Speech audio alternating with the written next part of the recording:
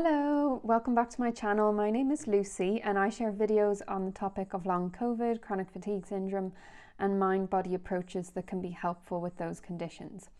So today's video I'm talking about expectations, and I think it can be really helpful to become aware of the expectations that you're setting around recovery and reflect on any that might be unhelpful.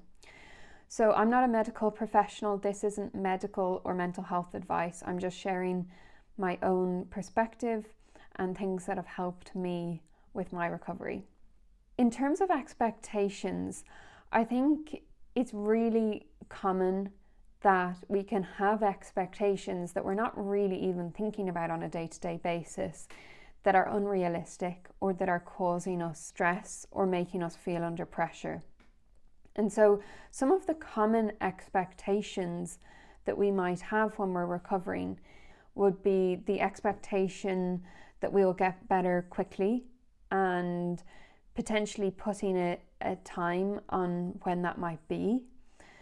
Another one is that once we're better, we would never have symptoms again and we won't have to deal with any of this ever again.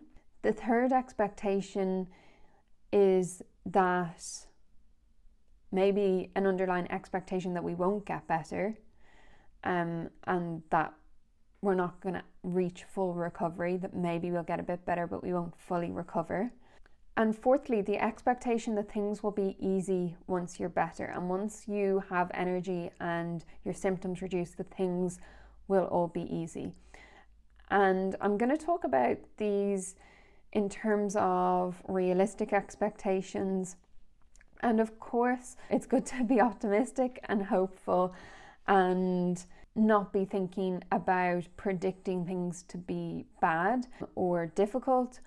But I think being realistic is important so that we can be accepting of the process and okay with where we're at now and okay with the speed of time that it takes us to recover. So I'm going to list a few expectations that I think are realistic expectations. And you can just ask yourself, are these expectations ones that I have? Are they different? I'm not telling you what to expect, so your expectations might be different to my expectations, but I think it can be helpful just to reflect on what your expectations are and how realistic it is, or if it's helpful or less helpful to your recovery.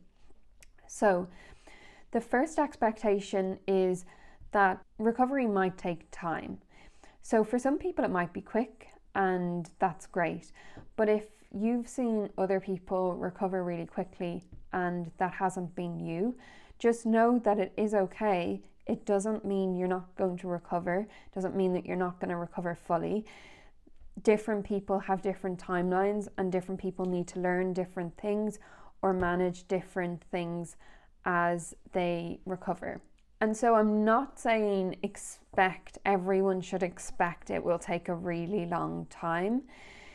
I think it's great to be optimistic and to visualize that you're getting better, but putting a time frame on recovery can make things more challenging. So if you're putting an expectation that I will be back to work in 3 months' time, or I will be going running in 6 months' time, I think putting a timeline on it can distract you from the work that you need to do that would be really helpful and can start making you feel under pressure when really you want to be helping yourself feel relaxed through this process and safe. And if you're not meeting your own expectations, and if you're setting yourself expectations that are too high, then it's not going to be helpful. And essentially you just want to make sure that you're doing everything that you can, allowing room for this to take time, for you to make mistakes, for you to learn what you need to learn during the process. So the next one is around setbacks, and some people have the expectation that they won't get setbacks either when they're in the process of recovering or after they've recovered. So if you're not expecting this, if you expect that you will never have symptoms again, then when they come up, it is going to cause a lot of fear, disappointment, frustration, sadness, and you might then tell yourself a story around that okay, this means that what I did wasn't working, this means that I'm not getting better, this means that something else is wrong with me. Have realistic expectations that there will be setbacks, that you might get symptoms again. When they come, it's easier to manage them. It's easier to realize, okay, yeah, I knew this could happen, and that's okay, I know what to do. And then apply what you've been using before, whatever techniques you have, to that scenario. And I'm not saying also to keep thinking about the fact that there might be a setback and you might get symptoms again. It's that balance of accepting that if this happens, you'll be okay and you'll know what to do, and it's not going to be a major issue for you, rather than the expectation that I might get symptoms in the future, and if that happens, what will I do? And you can tell the difference between those two approaches. One is with confidence, with ease, with a lack of fear, and the other is fear-based and a feeling of something out of your control could happen that you won't be able to manage.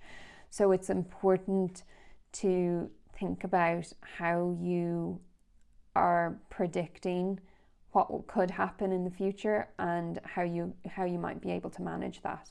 It can be helpful to see this as a process, like learning a new skill, where you might make mistakes along the way. So if you were learning the piano, for instance, you wouldn't expect that after 2 weeks you will play the piano with no mistakes and you won't hit a wrong note. You will probably hit a wrong note at some point. And you could keep an analogy like that in your mind and keep comparing it to your situation. So think of, even if there's a skill that you've learned in the past, like if you've ever played an instrument or learned how to do a sport, think about what your expectations are in that scenario and compare it. So if you're learning a new sport or you're learning to play the piano, when you have a setback and you don't play as well as you normally play, I suppose we're aware that these are skills that are challenging and it takes a long time. And having a growth mindset is important for any skill, and similarly with recovery. So Carol Dweck, a psychologist, wrote a book called Mindset, and she compares a growth mindset to a fixed mindset. And basically a fixed mindset is a mindset where you might think of your attributes or your personality as being fixed, or your skills as being fixed. You might think, I'm not good at writing and I'll never be good at writing. You might think, I'm a perfectionist, I'll always be a perfectionist, I just have to deal with it. You don't believe that these are things you can work on and change and that you can grow. You might think, I'm always a people pleaser in relationships and that's just how it is. But actually, you can change and you can grow, and even those personality characteristics that might seem fixed, they're not easy to change, but you can change them. People who are people pleasers can learn how to set boundaries. And it's important to believe that you can learn new skills and you can grow and you can change, and that what you do has an impact on your recovery and your success and your growth in life in general. So another expectation is the expectation of implementing the learning that you've had during recovery after you've recovered. So when people are better and they don't have any symptoms and they feel great, they'll go off and live their life, and hope if for some people that might be enough and they're done and they're fine. But for a lot of people, Getting better involves lifestyle shifts and changing the way that you normally manage your emotions, the way that you normally manage your outlook and your mindset and your thinking, and also maybe how well balanced your life is and how you manage relationships as well. So bear in mind that this is something that you might need to think about on a long-term basis. And if you're expecting that once you're recovered you can stop doing everything that helped you during that process, it might lead to disappointment or might be unrealistic. And it's very different for different people. Some people might not really need to do a lot once they've recovered because it's easier for them to implement the tools and to live in a balanced way. And other people will really need to work on it. And characteristics like being a perfectionist or being a people pleaser or being an achiever and working really hard all the time might be things they need to work on, and that could be a challenge in itself. So then another expectation, like expecting setbacks, is the expectation that fear and doubt might come up again, and that is okay and that is part of the process. So I think what can be challenging for some people is if they are doing really well for a while, they become really optimistic, which is a good thing. But then if they get a symptom or if they start feeling fearful or feeling doubtful, they see that as a sign that things aren't going well, and they create meaning out of the fear and doubt that they don't know what to do or that the symptoms have been caused by something else. So it's about kind of staying grounded and just recognizing fear and doubt for what they are, and recognizing setbacks or symptoms for what they are. So knowing that if these come up again, that's okay, and I can manage them when that happens. I can feel and allow myself to experience the fear and doubt. I can write about it. It can be helpful to do out a kind of a sheet around setbacks of what you're going to do, what you need to remember. What do you need to remember about fear? What do you need to remember about doubt? What do you need to do to help you feel the emotions that you have, to experience the emotions that you have, to do the things that you know are helpful, and to avoid going down a rabbit hole of allowing fear to take over and become intense and challenging and impact how you feel for a longer period of time. And then finally, I've sort of touched on this already, but it is just having the expectation that generally there are going to be ups and downs, and that life can be challenging even when symptoms go, and that even though hopefully you'll be able to do all of the things you enjoyed before, and you'll be getting back to things that you like and enjoy, that you can looking at life from a different perspective can make going back into work and relationships and hobbies that you used to enjoy different, and you can feel different. You can have different perspectives on these things, and just allowing that to be okay.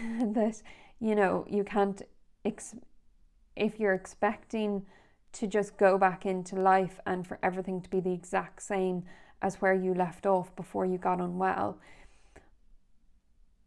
you might be disappointed, or you might you might realize that that's just not the case.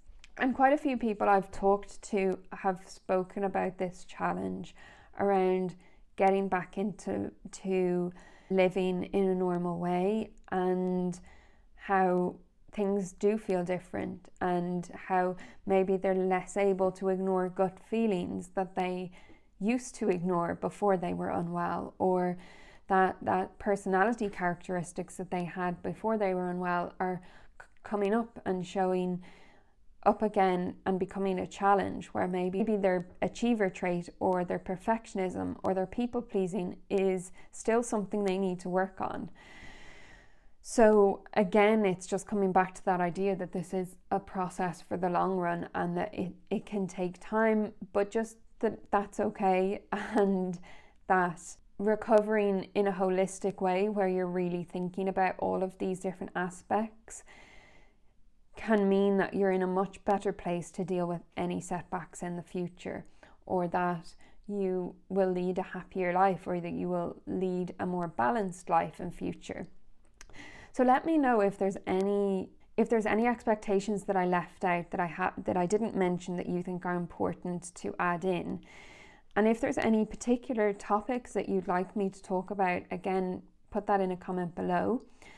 If you liked this video, please like and subscribe. If you'd like to join the Facebook group, there's a link in the description below. Thank you for listening, and I will see you in the next video.